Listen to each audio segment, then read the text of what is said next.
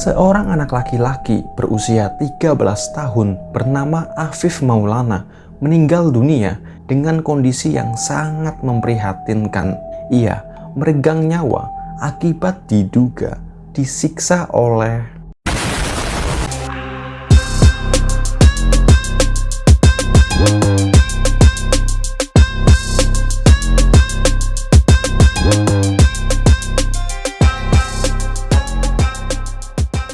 Hai semua, selamat datang, dan di video kali ini aku akan berbagi informasi mengenai satu kasus yang lagi ramai diperbincangkan di media sosial. Ya, kasus ini berkaitan dengan satu institusi penegak hukum di Indonesia. Tapi sebelum aku lanjut, aku mau kasih disclaimer dulu ya, bahwa segala informasi yang aku sajikan dalam video ini nggak ada maksud untuk menggiring opini, menjelekkan institusi tertentu dan lain sebagainya ya. So, nggak perlu lama-lama, mari kita simak penjelasan berikut ini. Pada hari Minggu, tanggal 9 Juni 2024, sekitar pukul 4 pagi, di jembatan aliran Batang Kuranji, Jalan Bypass kilometer 9, Kelurahan Pasar Ambacang, Kecamatan Kuranji, Kota Padang. Korban berinisial AM sedang berboncengan dengan korban A yang mengendarai sepeda motor menuju ke arah utara. Di waktu yang sama, korban AM dan korban A sedang mengendarai sepeda motor dihampiri diduga oleh anggota Sabara Kepolisian Daerah Sumatera Barat yang sedang melakukan patroli menggunakan motor dinas berjenis KLX. Secara langsung, oknum anggota kepolisian tersebut menendang kendaraan yang ditunggangi oleh para korban hingga mereka jatuh terpelinting ke bagian kiri jalan. Pada saat terpelinting, korban AM berjarak sekitar 2 meter dengan korban A. Di saat yang sama, korban A langsung mengambil handphone miliknya dalam jok motor dan melihat handphone milik korban AM juga berada dalam jok motor yang telah terbuka akibat terjatuh itu. Pada saat itu, korban A ditangkap dan diamankan oleh anggota kepolisian daerah Sumatera Barat dan dibawa ke kepolisian sektor Kuranji.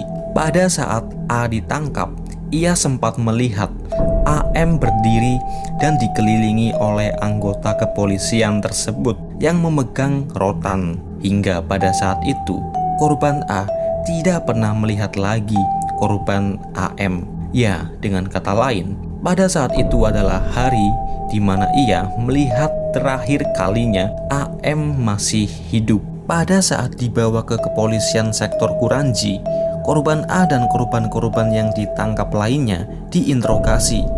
Bahkan, korban A sempat ditendang 2 kali di bagian mukanya. Ia disetrum serta diancam apabila melaporkan kejadian ini yang dialami oleh mereka, maka akan ditindaklanjuti.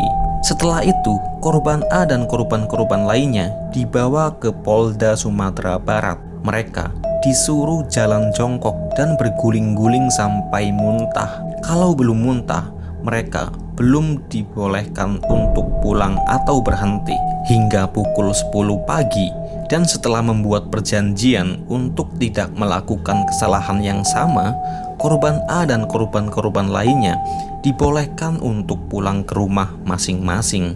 Beberapa saat kemudian, warga sekitar menemukan sosok mayat yang mengambang di bawah jembatan aliran Batang Kuranji, Jalan Bypass kilometer 9, Kelurahan Pasar Ambacang, Kecamatan Kuranji, Kota Padang, sekitar pukul 11:55.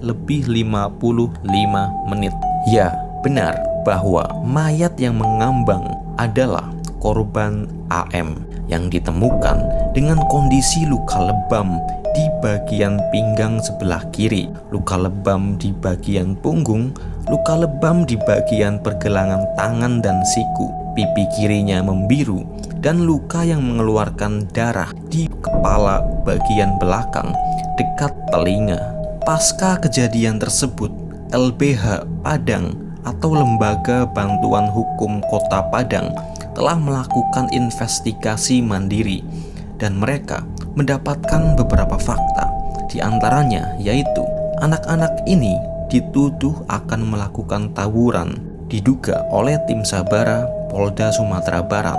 Yang kedua, selain AM, penyiksaan juga dilakukan terhadap 5 orang anak dan 2 orang dewasa berusia 18 tahun yang menyebabkan luka-luka akibat penyiksaan yang diduga dilakukan oleh anggota kepolisian. Dugaan penyiksaan yang mereka dapatkan berupa dicambuk, disetrum, dipukul dengan rotan, ditendang, bahkan ada keterangan yang mereka dapatkan atau LBH ini dapatkan, yaitu adanya kekerasan seksual yang berupa memaksa ciuman sesama jenis. What the fuck man? Mestinya polisi menerapkan asas praduga tidak bersalah ya dalam hal ini, bukan malah melakukan penyiksaan. Apa mereka nggak diajarkan ya pada saat pendidikan? Kan mereka penegak hukum. Kenapa peristiwa yang mengerikan seperti itu mesti terjadi ya? Dan pelakunya diduga adalah para penegak hukum. Jujur aku takut coy bikin video semacam ini ya, apalagi menyenggol institusi penegak hukum di Indonesia. Dan apalagi ada berita semacam ini. Tapi bukan apa-apa ya, karena aku juga sangat mencintai negara ini. Intinya aku nggak mau negara ini dirusak atau dikuasai bahkan oleh orang-orang atau sekelompok orang yang tidak bertanggung jawab. Mohon maaf, aku mesti menyampaikan ini ya, karena institusi kepolisian Republik Indonesia citranya itu lagi menurun drastis ya, bukan tanpa alasan. Salah satunya ya kayak gini, dan ada lagi juga berita atau informasi yang sangat memprihatinkan yang kayak gini nih.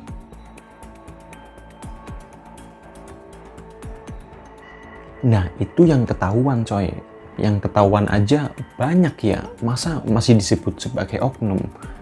Kayaknya lebih pantas disebut sebagai.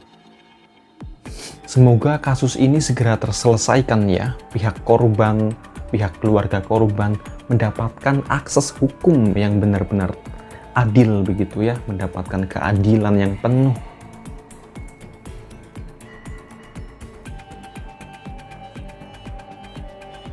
Tapi gimana menurut kalian? Kalau aku sih udah nggak bisa berkata-kata banyak ya, pusing.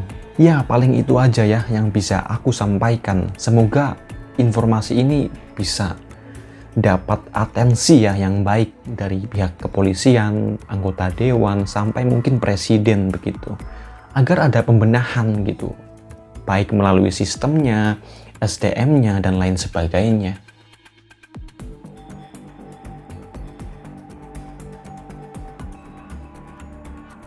Terima kasih buat teman-teman yang sudah menonton. Mohon maaf ya apabila ada informasi yang keliru. Sampai jumpa dan semoga hari kalian menyenangkan.